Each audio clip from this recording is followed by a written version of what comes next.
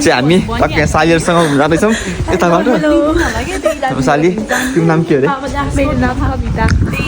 तिमी तपाईँलाई कति भयो 8 महिना भयो सो आज चाहिँ हामी धेरै पछि लगभग 1 वर्षपछि सालीहरूसँग भेटेर टक्क घुम्न जाँदैछौँ 1 वर्ष चाहिँ हुन लाग्यो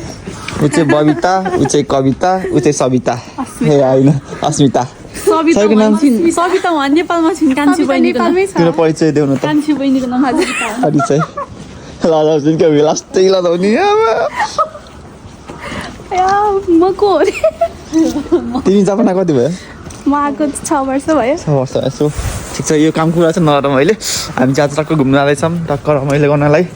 पालियालाई भेट्यो खुसी लाग्यो धेरै पछि पालिले पकाएको खाना खायो त्यस्तो मिठो खानाको लागि थ्याङ्क यू सो मच हात चाहिँ एकदम मिठो रहेछ उसको यार